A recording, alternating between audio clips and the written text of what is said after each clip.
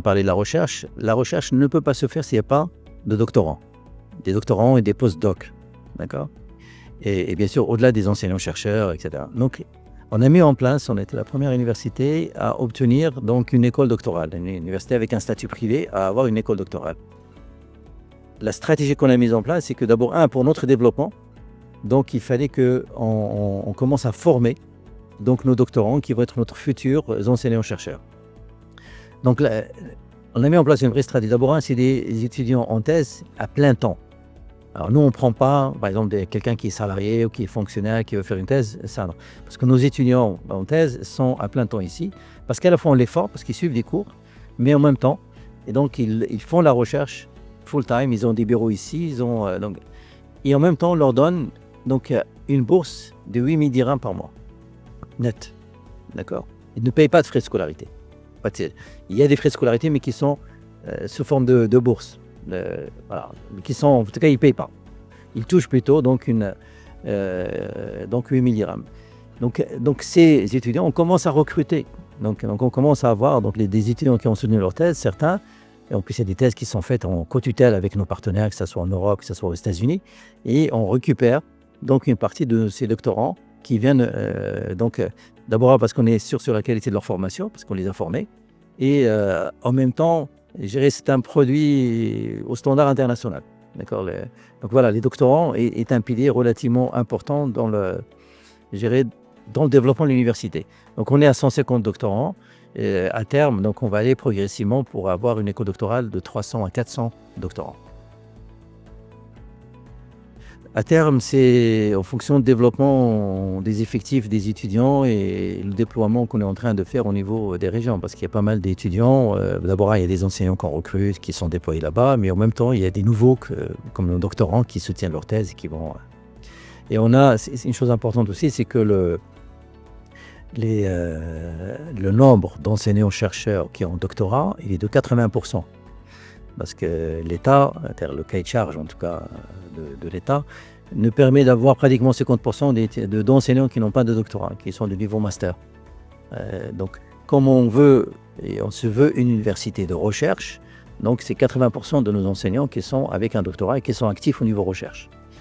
Donc, l'activité de recherche, après on la retrouve, et je vais peut-être dévier sur quelque chose d'important, parce qu'on la mesure l'impact sur les classements. Donc là, il y a un classement qui est sorti il n'y a pas longtemps, Time Higher Education mondial. Voilà, donc on est classé deuxième, on est rentré la première fois et on avait une feuille de route. On savait quand est-ce qu'on allait rentrer. On disait en 2026, on va rentrer dans le THE World. Parce que, encore une fois, on est du métier, on connaît les process, on sait quelles sont les cases. Donc à chaque fois, on dit cette case est remplie, on sait que telle case va être remplie à telle date et on va être dedans. Donc, et on l'avait annoncé même dans notre conseil d'administration à plusieurs reprises.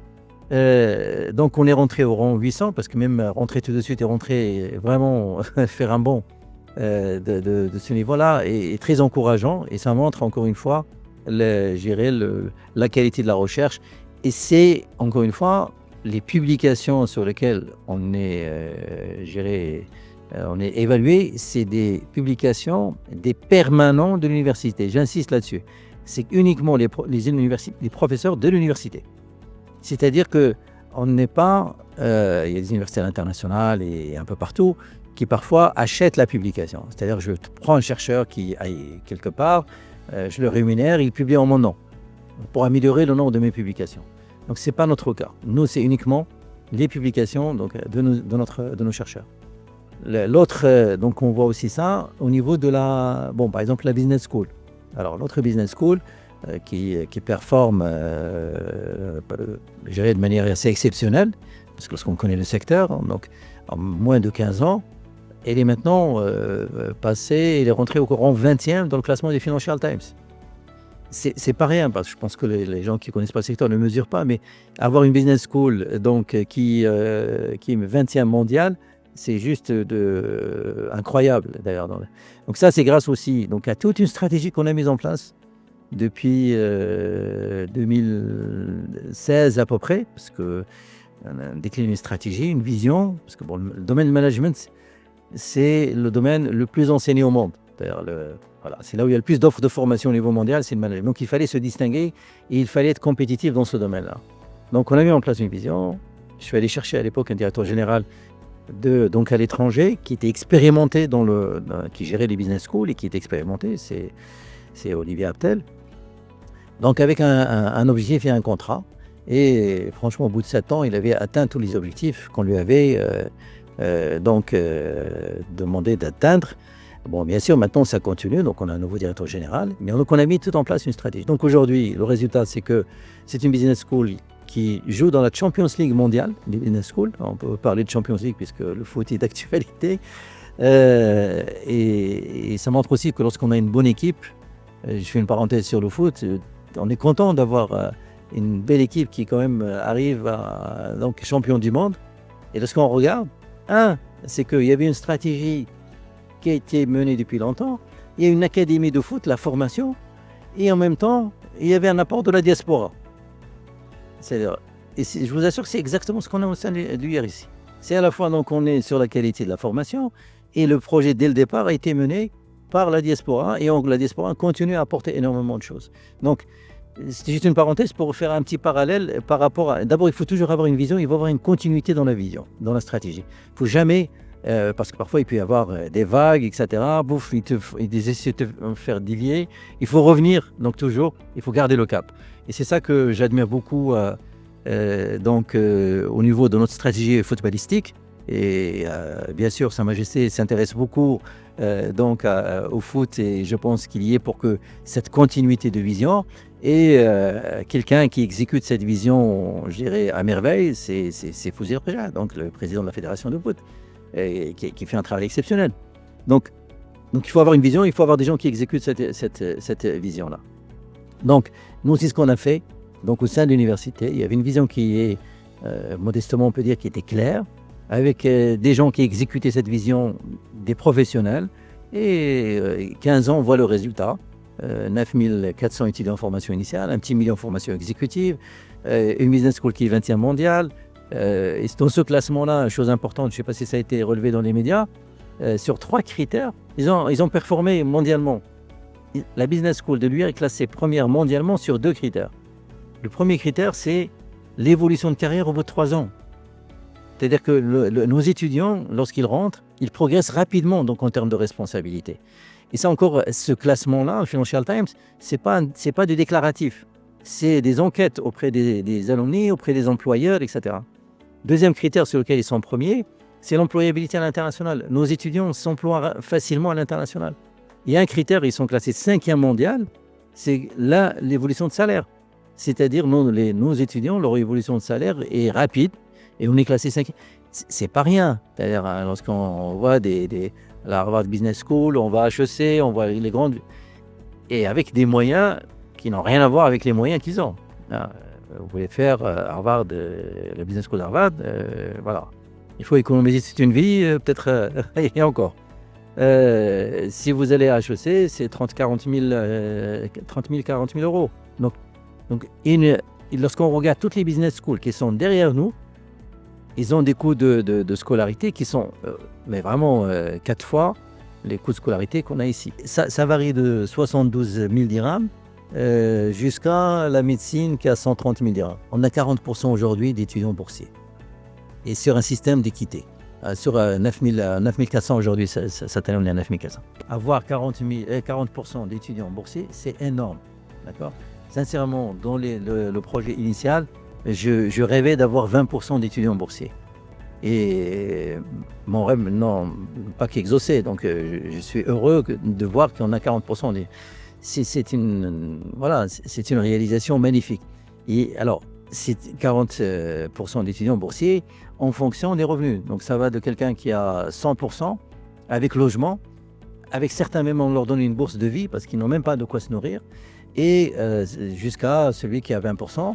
Et ça va après, donc ceux qui payent la totalité, qui ont les moyens de payer pas que ce qu'on leur demande, ils sont capables de payer 10 fois ce qu'on leur demande. Mais en tout cas, il faut savoir qu'aujourd'hui, tous les pays au monde, c'est que le système éducatif, la gratuité totale pour tout le monde, c'est une injustice.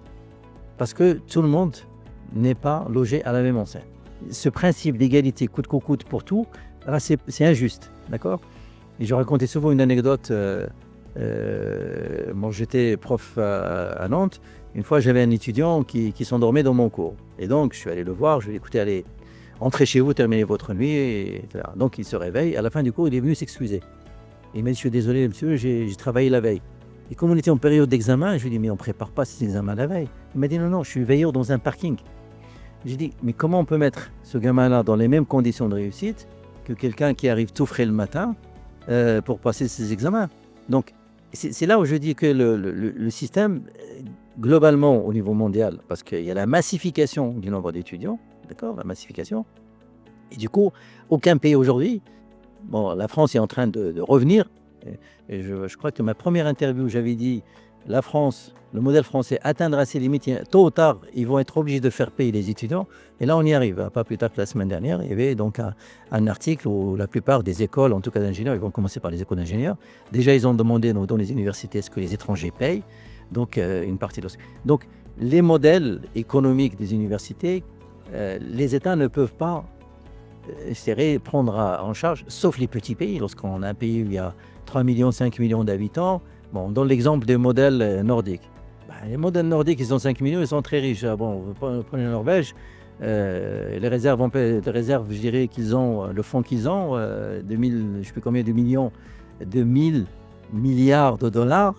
Bon, c'est un petit pays avec des richesses importantes. Bon, ils peuvent se permettre de rendre, je dirais, les études gratuites, non pas la masse.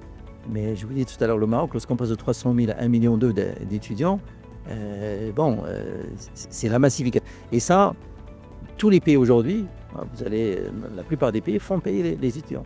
Ceux qui ne peuvent pas payer, donc ils ont accès soit à des bourses, soit à des financements, donc à de l'emprunt. Chose qui nous manque encore au Maroc. C'est-à-dire le financement des études pose encore un problème au Maroc. Donc pour des universités comme la nôtre, il y a encore cette problématique-là. Si on veut développer l'enseignement supérieur privé, il faut qu'il y ait des mécanismes de financement des études qui accompagnent donc cette stratégie-là, ce qui permettrait d'alléger le poids sur le public, parce que lorsque vous avez des universités à plus de 100 000 étudiants, c'est juste ingérable. Et sincèrement, j'ai beaucoup d'estime et de respect pour les présidents des universités publiques et pour le public qui gère des masses importantes, avec des moyens qui ne sont pas. Donc, et aussi avec des textes, et si je peux me permettre de faire une parenthèse, avec une loi qui date de 2000. Donc on a 25 ans, la loi n'a pas bougé d'un iota. Donc aujourd'hui, on a la chance d'avoir un ministre de l'enseignement supérieur qui met en gros le Ould Dar, qui est du secteur, qui connaît bien le secteur, qui était présent à l'université, qui connaît les difficultés, et qui est en train de sortir la loi, une nouvelle loi, qui va apporter vraiment énormément au secteur de l'enseignement supérieur, y compris notre petit chapitre privé, mais il va y avoir une grande avancée. J'espère en tout cas et je souhaite du fond du cœur que cette loi-là sera votée cette année-là. On ne va pas attendre encore le prochain gouvernement parce qu'elle est prête, etc. Donc voilà, donc c'est cette massification des étudiants. Nous, on essaie de contribuer. Pour ça que tout à l'heure, j'ai dit on était à 5 000. L'État nous a dit, on n'a pas fait tout ça pour avoir, puisque ça marche, il faut déployer, il faut absorber encore plus donc, de la masse étudiante. Donc on a, je crois, 5 startups, soit créées par l'université, soit par les chercheurs de l'université ou les étudiants, soit des startups qu'on a accompagnées sur des brevets d'université. On a un portefeuille de brevets et de projets, et on cherche des porteurs parfois, parce que la difficulté aussi, c'est de trouver des gens qui pour porter les projets. Donc on a un incubateur et on a un centre d'entrepreneuriat. Et parfois, on fait un appel à manifestation d'intérêt pour chercher des porteurs pour nos projets.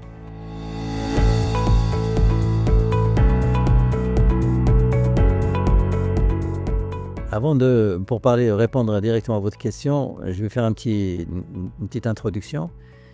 Il faut savoir qu'au niveau mondial, il y a une compétition sur les étudiants internationaux. Toutes les universités veulent capter. Pourquoi ? Parce qu'il y a 2 impacts. Un impact purement financier. Aujourd'hui, vous avez à peu près 5 millions d'étudiants qui jouent à l'auberge espagnole, c'est-à-dire des étudiants qui étudient en dehors de leur pays. Les États-Unis captent à peu près 1 million. Le chiffre d'affaires généré par les frais de scolarité dépasse les 40 milliards de dollars. 40 milliards de dollars.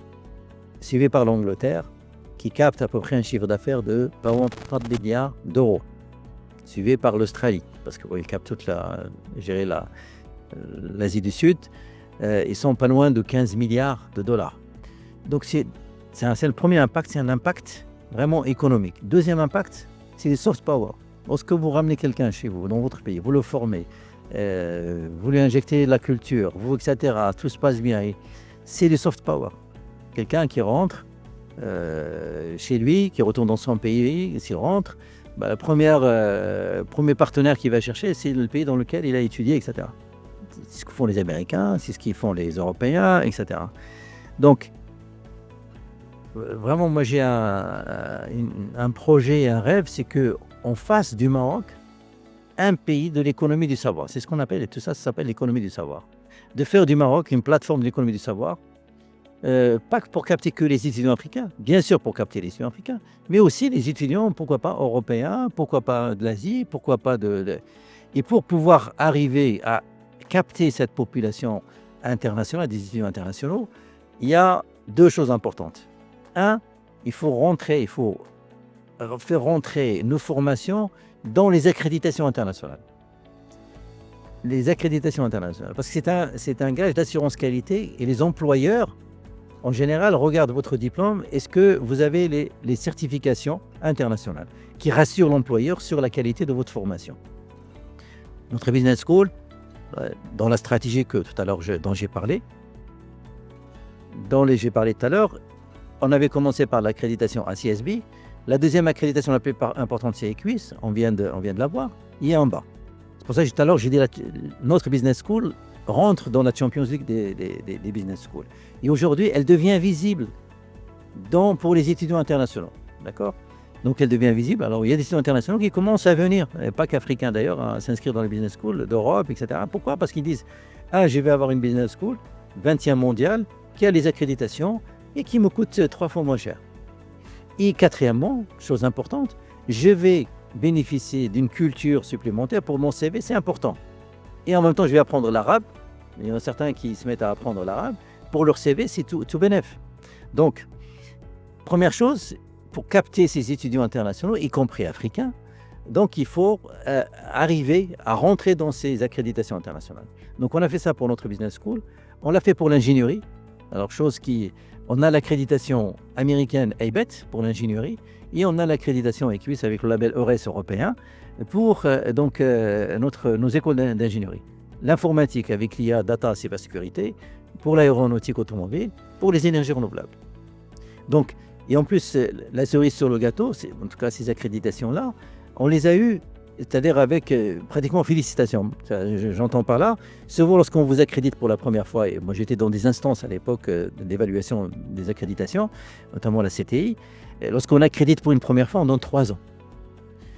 C'est la première fois. Donc nous, on a eu toutes les accréditations du premier coup, 6 ans. C'est pour ça que je dis, avec des notations, pour la CTI par exemple, on avait une moyenne de 32 points sur 40. Donc ça, c'est un gage de qualité de nos formations, ça nous rassure. Et donc ça, c'est très important pour les étudiants internationaux. Donc ça, c'est le premier point, c'est les accréditations. Deuxième point, c'est de rentrer dans les classements internationaux. Parce qu'un étudiant international, et on voit bien même pour nos enfants, nous, lorsqu'on veut les envoyer dans l'université, on regarde son classement, on regarde ce qu'il y a, etc. Donc, il faut rentrer dans ces classements. Et c'est toute la stratégie, nous, qu'on a mis en place. Et on a 6 axes dans notre plan stratégique, dont un qui s'appelle donc, le ranking et les accréditations internationales. Et on y travaille là-dessus. Donc, pour revenir sur les étudiants africains, donc nous, la première, je disais à mes collègues, d'abord, il faut qu'on arrive à avoir ces accréditations et avoir donc des classements pour qu'on aille chercher les étudiants internationaux. On n'allait pas chercher les étudiants internationaux comme ça pour aller chercher les étudiants internationaux, parce qu'il y a des étudiants internationaux qui nous intéressent. D'accord? C'est ceux qui sont alertes. Pour les étudiants africains, il y a à peu près, dans les 5 millions que j'ai parlé tout à l'heure, je crois que c'est un peu plus maintenant au niveau mondial, il y a plus de 400 000, je crois qu'aussi on est à 450, on est 500 000 étudiants africains qui étudient en dehors de l'Afrique. D'accord? Dans 100 000 rien qu'en France. D'accord? Alors dans les 100 000, il y a 40 000 Marocains, ils se comptabilisent. Donc sur cette population-là, c'est comment la capter? C'est pour ça que je parle de l'économie du savoir. pourquoi pas, on ne capterait pas non plus, nous, 100 000 étudiants africains ici. L'OCDE, je crois que j'avais lu une fois, c'était l'équivalent à peu près, c'est 500 000 étudiants, c'est 10 milliards de dollars qui sont transférés donc dans les pays où ces étudiants. Donc rien qu'en frais de scolarité, d'accord. Je ne parle pas après des choses qui passent en parallèle. Donc je pense qu'on doit être au double facilement, si ce n'est au moins 50% de plus. Donc comment on peut capter cette population-là? Et là, il faut qu'il y ait, nous on est une petite université, mais comment on peut avoir une stratégie nationale pour ça? D'accord. À la fois pour capter ces étudiants, c'est des soft power. Nous, on commence, on a à peu près aujourd'hui 6 à 7% d'étudiants internationaux et qui ne sont pas que d'Afrique. Bon, bien sûr, 80%, je crois, 85% des Africains, mais pas que. Donc, on commence à avoir les Européens et on espère, parce que là, on va commencer à avoir une vraie stratégie d'aller chercher les étudiants internationaux, parce qu'on va pouvoir parler de nos accréditations, nos classements, etc., pour capter ces étudiants d'Asie, d'Europe et pourquoi pas donc d'Amérique, du continent américain. Écoutez, un budget, on peut toujours dire que ce n'est pas suffisant. D'accord. Franchement, aujourd'hui, je pense que le budget qui est alloué est honorable. On ne peut pas dire. Mais ma connaissance de ce qui se passe, c'est que lorsqu'il y a des besoins justifiés, l'État débloque, met de l'argent. D'accord. Donc, c'est pas aujourd'hui, sincèrement, au Maroc, on n'a plus de problème de budget, d'après ce qu'on voit. D'accord. De mémoire, dans les années 2010, etc., je crois qu'on doit être à peu près à 300 milliards de dirhams de budget. Là, on est à 750 milliards. Donc aujourd'hui, s'il y a des besoins dans l'enseignement supérieur bien exprimés, bien argumentés, je ne pense pas que le ministère du budget ou l'État va refuser d'octroyer des moyens. D'accord. Donc c'est à nous, en tout cas en tant qu'enseignement supérieur. Et je ne parle pas que du public. Moi, l'enseignement supérieur, pour moi, ce n'est pas du public et du privé, parce qu'on a tous la même mission. C'est comment hisser notre qualité d'enseignement supérieur à un niveau, au niveau international, pour qu'on devienne compétitif, encore une fois, par rapport à cet impact, pour le rayonnement. Et c'est très important aussi pour attirer de l'investisseur. Lorsque vous avez de la ressource humaine de qualité, vous attirez des investisseurs internationaux. Donc, la première question que pose un investisseur international, c'est quoi? C'est au-delà de les trucs fiscaux, les avantages fiscaux, etc. C'est les ressources humaines. Si vous lui donnez des avantages fiscaux et qu'il n'a pas de ressources humaines, il ne viendra pas. D'accord. Donc, c'est pour ça que des pays comme l'Inde ont attiré énormément d'investisseurs, notamment dans la high-tech, parce qu'ils ont formé en masse et de qualité des ressources humaines. Donc, c'est au secteur aujourd'hui, et je pense que le ministre actuel est très sensible et a une vraie vision donc dans ce secteur, c'est comment on peut vraiment être impactant, à la fois d'un point de vue formation, d'un point de vue économique, répondre aux demandes du marché de l'emploi, parce que parfois il y a des petits écarts entre les profits qu'on sort et ceux demandés par les employeurs. Mais sincèrement, il n'y a plus de problème de budget. C'est un problème des vrais projets, comment on impacte et comment on peut donc aider au développement du pays. Peut-être un point, nous, parce que tout à l'heure on a parlé de l'employabilité. Lorsque je vois que notre taux d'employabilité qui dépasse les 92%, on est dans les standards vraiment internationaux, d'accord. Mais comment encore une fois, j'insiste là-dessus, je peux parler comme ça parce qu'on a un petit effectif maîtrisable. Si j'avais 100 000 étudiants, je pense pas, je ne sais pas comment, si je vais pouvoir avoir ces résultats, d'accord. Donc c'est pour ça que donc comment on peut arriver peut-être à terme d'arriver à des taux d'employabilité importants dans l'enseignement, mais général. Hein. Encore une fois, j'inclus tout le monde là-dedans. Et comment on peut travailler en bonne synergie. Et par contre, la chose qui manque, moi, qui je trouve aujourd'hui manque, c'est la régulation de ce secteur-là, comme pour la santé d'ailleurs. C'est que la régulation, c'est que ce sont deux secteurs, ce sont des secteurs d'utilité publique. Comme je dis souvent, moi, lorsqu'on a voulu lancer l'université, bien sûr, il n'y avait pas les textes, etc. On était la première université à être créée, donc avec un statut d'université. C'est nous qui avons travaillé sur les textes, et je le dis avec toute modestie mise à part. On travaillait en bonne intelligence avec le département de l'enseignement supérieur, avec le SGG à l'époque. Donc, comment on peut travailler donc ensemble pour introduire des règles de régulation?